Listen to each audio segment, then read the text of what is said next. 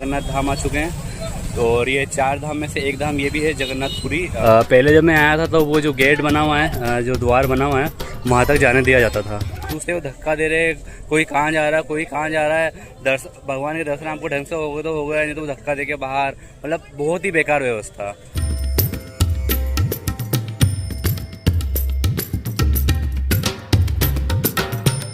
UNESCO world heritage site भी ये कहलाती है। पसीने से बिल्कुल तर-बतर हो जाते हैं यहाँ पे। देखिए ये भी गेट है और ये शायद मेन गेट है। टोटल अगर बात करी जाए कि कितने दिन यहाँ पे रुकना चाहिए, तो यहाँ पे कम से कम आप ऐसा कहा जाता है कि यहाँ पे जो हवा चलती है उसकी विपरीत दिशा में जो है मतलब ध्वज लहराता है। मोबाइल ले जाना मना नहीं है, अगर आप लेके जाएंगे तो 1000 रुपये फाइन है। करने के बाद मैं सीधे आप पहुँचा कोणार्क सूर्य मंदिर। हेलो फ्रेंड्स, स्वागत है आपका मिकू मुसाफिर के एक और ब्लॉग में। और आज हम लोग जो हैं जगन्नाथपुरी में हैं, जगन्नाथ धाम आ चुके हैं। और ये 4 धाम में से एक धाम ये भी है जगन्नाथपुरी कहा जाता है इसे। और मेरे पीछे जो आप टेंपल देख रहे हैं, ये जो टेंपल है यही जो है जगन्नाथ जी का जो है टेंपल है। तो आज अपन जगन्नाथपुरी में जो है सबसे पहले जो आए अपन जगन्नाथ टेंपल में आए। इसके बाद यहाँ के जो साइट सीनिंग वगैरह है, जो लोकल सीनिंग वगैरह है, वो भी मैं आपको दिखाऊंगा। तो आप वीडियो में बिल्कुल बने रहिएगा, जाइएगा कहीं नहीं। देखिए ये इस तरह का कुछ मंदिर बना हुआ है और ये जो है इंट्रेंस है यहाँ से जाने का। और मोबाइल वगैरह और जूते वगैरह और आपके पास कुछ सामान वगैरह है तो वो यहाँ पे आप जमा कर सकते हैं। Free shoes and mobile stand, मतलब वहाँ पे आप फ्री में आप जमा कर सकते हैं, ऐसा कोई चार्ज नहीं है। और ये जगन्नाथपुरी जो है देखिए इस तरह से जाने का है। और अंदर देखिए मोबाइल ले जाना मना नहीं है, अगर आप लेके जाएंगे तो 1000 रुपये फाइन है। और देखिए ये कुछ जो हंडे वगैरह लेके जा रहे हैं, इनमें प्रसाद जो रहता है जगन्नाथपुरी का, इसी में ही मतलब वो बनाते हैं या जो भी करते हैं, बाकी इसी के अंदर रहता है वो प्रसाद। और देखिए ध्वजा कितनी अच्छी लग रही है। और ऐसा कहा जाता है कि यहाँ पे जो हवा चलती है उसकी विपरीत दिशा में जो है मतलब ध्वज लहराता है। ये जो वाइट कलर का दिख रहा है आपको सबसे पहले गुम्बद टाइप का, वहीं से जो है एंट्री अंदर जाने की। और जो ध्वजा जो आपको दिख रही है, शिखर जो दिख रहा है, वहाँ पे नीचे जगन्नाथ जी जो है विराजमान है। तो अपन चलते हैं अंदर। मैं बाहर आ जाऊँ फिर मैं आपको दिखाता हूँ कि बताता हूँ आपको कि किस तरह का टेम्पल है। तो चलिए चलते हैं, अपन अपना सामान रखते हैं। जय जगन्नाथ जी। देखिए अपन दर्शन करके बाहर आ गए और मैं मंदिर के बारे में बता दूं। अंदर जो है 3 जो है मूर्तियाँ विराजमान हैं। बलराम, एक तो बलराम जी हैं और बीच में सुभद्रा जो है उनकी बहन हुए हैं, और बगल में जो है जगन्नाथ जी हैं। तो टोटल 3 है। और ये क्या बहन भाई का मंदिर भी इसे कहा जाता है। और दूसरा मैं आपको बता दूं, यहाँ की जो व्यवस्था है ना दर्शन की लाइन के लिए, वो इतनी गंदी व्यवस्था है कि मतलब मैंने आज तक कहीं नहीं देखी है। मतलब लाइन तो है ही नहीं, बस ऐसे झुंड में एक दूसरे को धक्का दे रहे, कोई कहाँ जा रहा है, कोई कहाँ जा रहा है। भगवान के दर्शन आपको ढंग से होगा तो हो गया, नहीं तो धक्का दे के बाहर, मतलब बहुत ही बेकार व्यवस्था, मतलब जीरो, बिल्कुल जीरो। ठीक है, आपको ज़्यादा बोलना नहीं चाहिए, बाकी व्यवस्था इनको यहाँ की थोड़ा सुधारना चाहिए मेरे हिसाब से। तो और जब आप दर्शन करके बाहर निकलेंगे तो यहाँ पे साक्षी गोपाल का मंदिर बना हुआ है, तो उनके दर्शन करके जरूर निकलिए। साक्षी गोपाल का मतलब ये है कि वो साक्षी हैं कि हाँ, वो भगवान को बताएंगे कि ठीक है ये लोग जो हैं आपके दर्शन करने आए थे, या भगवान के दर्शन इन लोगों ने करे, तो साक्षी गोपाल कहा जाता है। और पीछे एक जो शिखर है, शिखर के पीछे जो है एक टेम्पल बना हुआ है, मतलब शिखर के अंदर ही है एक तरह से कहने का मतलब। वो जो फ्लैग, ये जो फ्लैग दिख रहा है, जो शिखर है मेन शिखर, वहाँ पे लक्ष्मी नरसिम्हा करके उनका कोई सा मंदिर बना हुआ है, तो उनके दर्शन भी ज़रूर करें। और बाकी आसपास बहुत सारे मंदिर बने हुए हैं, अगर आपके पास समय है तो आप सभी के जो है दर्शन कर सकते हैं। और मैं आपको ये बता दूं कि यहाँ पे दर्शन करने में लगभग टाइम अच्छा खासा लगेगा। 2 घंटे लगभग मान के चलिए मेरे हिसाब से, कि 2 घंटे सफिशिएंट रहेंगे आपके दर्शन के लिए। लेकिन हमारे साथ पता नहीं क्या हुआ कि पता तो था नहीं कहाँ जाना, ना ही कुछ लिखा हुआ था। जहाँ से बाहर हो रहे थे हम लोग वहाँ से घुस गए, पता नहीं था, ऐसे मतलब घुस गए हम लोग। और वो बिल्कुल शॉर्टकट रहा, हमको लाइन में बिल्कुल भी नहीं लगना पड़ा, क्योंकि यहाँ घंटों घंटों की लाइन है। तो हम लोग क्या थोड़ा मतलब अच्छे से हम लोगों के दर्शन भी हो गए और लाइन में भी बिल्कुल नहीं लगना पड़ा। मतलब हार्डली 5 मिनट भी नहीं लगा हमको तो दर्शन करने में, क्योंकि हम लाइन में लगे ही नहीं थे। वो पता नहीं कैसे क्या, या भगवान ने हमारी व्यवस्था कर दी थी। ऐसा कहा जाता है कि जब श्री कृष्ण भगवान जब पैदा हुए थे तो उन्होंने उनके द्वारपाल वगैरह सबको सुला दिया था। तो हमारे साथ भी सर ऐसे हुआ, क्योंकि सिक्योरिटी जब हम जहाँ से जा रहे थे वहाँ पर कोई सिक्योरिटी गार्ड नहीं, कोई कुछ नहीं, कोई कुछ कहने वाला नहीं। हम लोग सीधे चले गए और अंदर जाने के बाद भी साइड में से चले गए हम लोग, मतलब पता नहीं क्या करा। ठीक है, वो तो कृपा है भगवान की कि इतनी जल्दी जो है दर्शन हो गए। ठीक है। मैं यहाँ का प्रांगण मैंने आपको थोड़ा सा दिखाया था, मैं एक बार और आपको अच्छी तरीके से यहाँ का प्रांगण दिखा देता हूँ, और जो प्रवेश द्वार है अंदर जाने का वो भी मैं आपको बहुत अच्छी तरीके से दिखा देता हूँ। देखिए यहाँ का मंदिर प्रांगण बाहर का ये है, कैंपस इस तरह का बना हुआ है। जब मैं यहाँ पे पहले आया था तो मेरे को अच्छी तरह से ऐसा कुछ याद है कि साथ ही यहाँ पे पहले रोड हुआ करती थी और इधर अगल बगल कुछ दुकानें टाइप की रहा करती थी। और ये जितना भी कंस्ट्रक्शन आप देख रहे हैं, जो भी कॉरिडोर इन्होंने बनाया है, ये अभी डेवलप किया है। अब कितना टाइम हुआ मुझे पता नहीं है, बाकी ये अभी डेवलप हुआ, पहले नहीं था इस तरह का यहाँ पे। और जो मैं आपको बोल रहा था कि मैं आपको दिखा देता हूँ कि अंदर जाने का रास्ता कैसा है, तो देखिए मैं बताता हूँ आपको। ये रास्ता है अंदर जाने का, यहाँ से आप अंदर जा सकते हैं। और एंट्री जो है वहाँ से लेके आएंगे आप, ऐसे आएंगे और ऐसे आप अंदर जाएंगे। तो इस तरह का कुछ कॉरिडोर बना हुआ है। बाहर भी कुछ घोड़े के ऊपर 2 लोग बैठे हुए हैं, अब कौन है वो पता नहीं है, द्वारपाल भी हो सकते हैं। तो ये इस तरह का बना हुआ है मंदिर यहाँ पे। और एक बात और मैं आपको बता दूं कि बाहर क्या है कि जब आप अंदर एंटर करेंगे तो कुछ पंडित लोग जो है दीपक लेके बैठे होंगे, तुलसी माला लेके बैठे होंगे, या कोई फूल लेके बैठा होगा, बोलेगा आप अंदर चढ़ाने का है। या अंदर कुछ भी नहीं होता, मैं आप जैसे बता दूं अंदर कुछ भी नहीं होता। आपको दर्शन ही हो गए तो वो बहुत बड़ी बात है। दिया लगाना या कुछ चढ़ाना हो तो बहुत दूर की बात है। जो मैंने देखा वो मैं आपको बता रहा हूँ, बहुत दूर की बात है। तो मत खरीदिए, कोई मतलब नहीं है। अगर खरीदिए, अगर बाहर लगाना हो तो आप खरीदिए, बाकी अंदर तो कुछ भी नहीं होता। मैं आपको ये चीज़ बता दूँगा अच्छी तरीके से।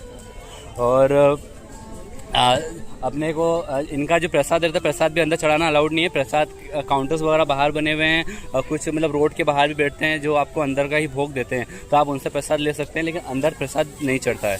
ये बात मैं आपको अच्छी तरीके से बता दूँ। सुबह 6 बजे से स्टार्ट हो जाता है इनका, मतलब आप दर्शन कर सकते हैं सुबह 6 बजे से, और रात को 12 बजे तक ये ओपन रहता है। लेकिन जब ये भोग लगता है यहाँ पे, शायद सुबह 8 बजे का, ऐसा मुझे बताया किसी ने कि सुबह 8 बजे भोग लगता है, तो शायद 1 घंटे के लिए बंद रहता होगा, सुबह 8 से 9, ऐसा मुझे बताया। जैसा बताया वो मैं बता रहा हूँ। बाकी जो मंदिर की जो टाइमिंग है सुबह 6 बजे से रात को 12 बजे तक के लिए ओपन रहता है मंदिर। तो सुबह 6 से 12 बजे तक आप कभी भी दर्शन कर सकते हैं। बस उस टाइम नहीं कर पाएंगे जिस टाइम भगवान को भोग लग रहा हो। और ये जो ध्वजा आप जो देख रहे हैं, जो ऊपर दिख रही है, जो लहरा रही है, वो रोज़ चेंज होती है। डेली शाम को मतलब जो है यहाँ पे चेंज करते हैं। और अगर ऐसा कहा जाता है कि अगर इनकी ध्वजा अगर चेंज नहीं हुई एक दिन भी अगर, तो मंदिर को शायद कुछ सालों के लिए बंद करना पड़ता। 8 साल या 12 साल के लिए ऐसा कुछ मंदिर बंद हो जाएगा। तो इसलिए परंपरा है कि ये हमेशा मतलब रोज़ जो है शिखर के ऊपर जो ध्वजा है वो चेंज करने का रहता ही है। देखिए ये भी गेट है, और ये शायद मेन गेट है। यहाँ से भी मतलब जाने दे रहे और आने दे रहे हैं। इधर से भी आप लाइन में लग के आप सीधे यहाँ जा सकते हैं। और ये जो खंभा आपको बाहर दिख रहा है, ऐसा कहा जाता है या ऐसी मान्यता है कि इसको स्पर्श करके ज़रूर यहाँ से जाना चाहिए।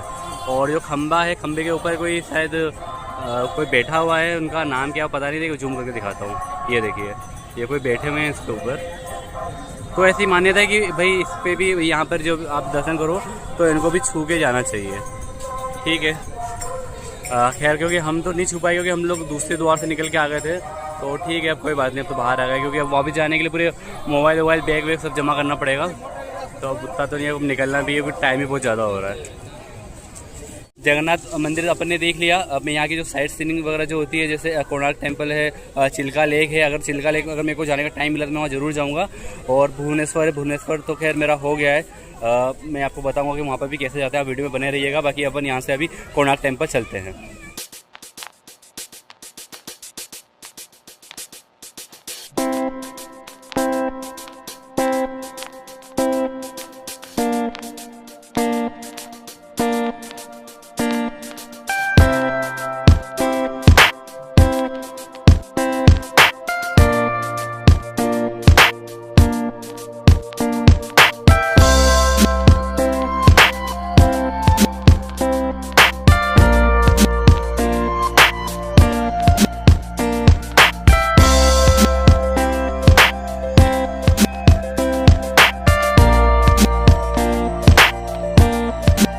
देखिए जगन्नाथ पूरे अपने दर्शन करने के बाद मैं सीधे आ पहुंचा कोणार्क सूर्य मंदिर।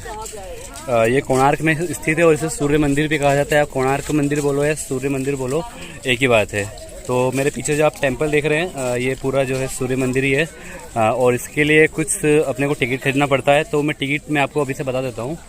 देखिए, जो एडल्ट लोग होते हैं, जो भारतीय हैं मतलब, उनके लिए 40 रुपये जो है उसका रखा गया है। और अगर आप कैशलेस, अगर आप फ़ोन पे वगैरह करेंगे तो 35 रुपये टिकट रहेगा उसका। और जो फॉरेनर्स वगैरह जो हैं उनके लिए 600 रुपये है कैश में। और अगर कैशलेस अगर आप करेंगे उसको तो 550 रुपये के आसपास उनको देना पड़ेगा। और मैं आपको ये बता दूं कि जो 15 वर्ष से कम आयु के जो बच्चे हैं उनके लिए टिकट यहाँ पे बिल्कुल निःशुल्क है। तो चलिए चलते हैं अंदर और अपन देखते हैं किस तरह का मंदिर बना हुआ है, कोणार्क मंदिर या सूर्य मंदिर। देखिए, अपन ने जो है टिकट ले लिया है। कैशलेस वहाँ चल नहीं रहा था, तो अपने को टिकट जो है 40 रुपये का ही पड़ा है। और देखिए, बाहर से कुछ इस तरह का सूर्य दिख रहा है, सॉरी मंदिर दिख रहा है, सूर्य मंदिर। चलिए अंदर चलते हैं और पास से मैं आपको दिखाता हूँ। देखिए, टिकट दिखाने के बाद जब आप अंदर आते हैं तो देखिए कुछ इस तरह का जो है गेट बना हुआ है। यही जो है मेन गेट है, यहाँ से अब अपने को अंदर जाना पड़ता है। और यहाँ पे कुछ इतिहास के बारे में लिखा है कि क्या है मंदिर, किस तरह का है। चलिए अपन चलते हैं फिलहाल तो अंदर। देखिए, ये है नज़ारा कुछ सूर्य टेम्पल का या कोणार्क मंदिर का बोलो या सन टेम्पल बोलो, एक ही बात है। ये देखिए इस तरह से कुछ बना हुआ है यहाँ पे। और मैं आपको थोड़ा इसके बारे में बता दूं। देखिए, ये जो इसकी जो संरचना है, मतलब इस पूरे मंदिर की, ये एक रथ है। रथ पे जो है टोटल जो 12 पहिए लगे हुए हैं और टोटल 7 घोड़े जो हैं वो उस रथ को खींच रहे हैं। ये देखिए, जैसा कि मैंने बताया कि टोटल 12 पहिए हैं और 7 घोड़े जो है इस संरचना को जो खींच रहे हैं। तो देखिए, ये घोड़े मान लीजिए, देखिए ये घोड़ा बोल सकते हैं। पहिए की जो मैं बात कर रहा था आपको से, तो देखिए ये इस टाइप के पहिए हैं। ये देखिए ये पहिए हो गए और जो भी संरचना है इसको मतलब जो है खींच रहे हैं, ऐसा इसमें दर्शाया गया है। और ये देखिए इस तरह का जो है मंदिर बना हुआ है यहाँ पे। ये देखिए बड़ा विशालकाय मंदिर है। और मैं आपको ये बता दूँ, यूनेस्को ने जो है इस धरोहर को जो है विश्व धरोहर में संरक्षित किया हुआ है, उसमें माना गया है। तो ये यूनेस्को वर्ल्ड हेरिटेज साइट भी ये कहलाती है। और देखिए इसका जो चक्र जो बना हुआ है और देखिए किस तरह का बना हुआ है। ये देखिए इस तरह का यहाँ पे जो है चक्र बना हुआ है, मतलब ये पहिया है रथ का। बहुत ही अच्छी संरचना की हुई है। नक्काशियाँ वगैरह भी जो की गई है इसके अंदर, काफ़ी साल हो गए हैं, सदियाँ गुजर गई है। 12वीं सदी के लगभग इस मंदिर को बनाया गया था, ऐसा लिखा हुआ था वहाँ पे। ये देखिए कहीं कहीं पेड़ दर्शाए गए हैं, मानव दर्शाए गए हैं, कुछ नाचते हुए, कुछ यहाँ पे बताया गया है कि लोग बाग नाच भी रहे, मतलब उस तरह से इस तरह से कुछ कलाकृति यहाँ पे की हुई है। और देखिए कुछ कुछ खंडित भी हो चुकी है। देखिए अब जैसे शेर है, पशु वगैरह भी यहाँ पे दर्शाए गए हैं। ये ऊपर जो है ऊपर साइड भी यहाँ पे बताया गया है। थोड़ा देखिए इस तरह का जो है ये मंदिर बना हुआ है। देखिए मुझे तो बहुत अच्छा लगा। और एक बार मैं फिर से बता दूँ आपको, इसमें जो है टोटल 12 पहिए लगे हुए हैं और 7 जो है घोड़े हैं।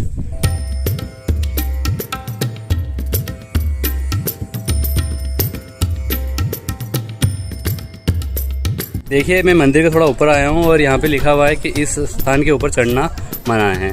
पहले जब मैं आया था तो वो जो गेट बना हुआ है, जो द्वार बना हुआ है, वहाँ तक जाने दिया जाता था। आजकल बंद कर दिया, पता नहीं क्यों।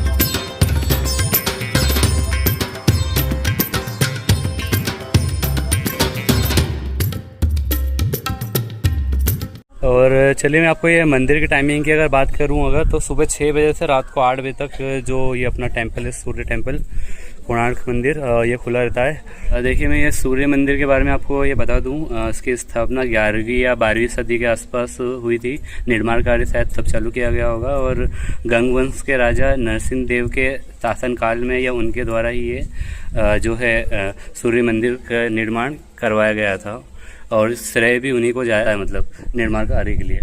और जितना इस मंदिर के बारे में बताया उतना कम है, जितनी मैं फ़ोटोग्राफी या वीडियोग्राफी करूँ उतना कम है, क्योंकि ज़्यादा करूँगा तो वीडियो जो है बहुत ज़्यादा लंबा हो जाएगा।